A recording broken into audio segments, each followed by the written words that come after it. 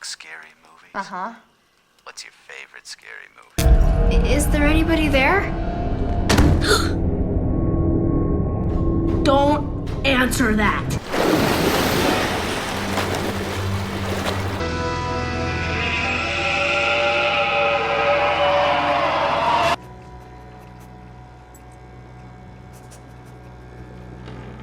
What do we know about vampires? Isn't there some sort of rule that they can't come inside unless they're invited? That ain't gonna work. And not a single one looks like Jason Patrick.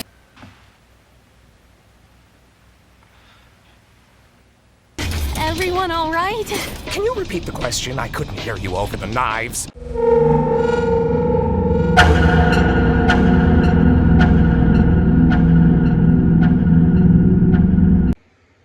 Greetings and salutations. Donnie Mirasu O'Farrell Winchester here, the queer horror junkie. I'm part of a book club where I really like this. The bunch is mostly a really diverse group of queer people. Came across it on Facebook and we chatter about whatever book somebody chooses. We vote on things and pick, the book to be read. But my first book with the group was The Lamb. And did I write down the author? Because I'm a yet and totally forgot to write down the author. But cover will be here. So, but descriptor, because I'm trying to get a hang of this. This is from Goodreads. A folk tale, a horror story, a love story, an enchantment. Margot, wait a sec. Margot and Mama have lived by the forest since Margot can remember. When Margot isn't at school, they spend quiet days together in their cottage, waiting for strangers to knock on their door. Strays, Mama calls them. Mama loves the strays. She feeds them wine, keeps them warmed. Then she satisfies her burning appetite by picking apart their bodies. But Mama, bleh, I can talk. But Mama's want is stronger than her hunger sometimes.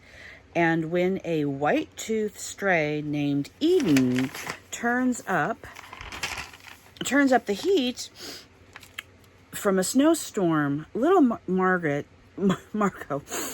must confront the shifting dynamics of her family, triage her own desires, and make a bid for freedom. With this tender coming-of-age tale, debut novelist Lucy Rose, that's who wrote it, explores how women swallow their anger, desire, and animal instincts, and writes the relationship between mother and daughter until blood drips from it. This is straight up LGBTQ cannibalism romance that there is a child, and the child is kind of definitely is your narrator. That would be Margot. Like I said, this is my first read. There is a lot of I enjoyed Margot as the narrator through everything. She's kind of tween age. She kind of grows through the whole thing. I think if it wasn't part of the book club, I probably would have put this one down because I didn't get a whole lot from it. Body count, for Callie here. This is my book one.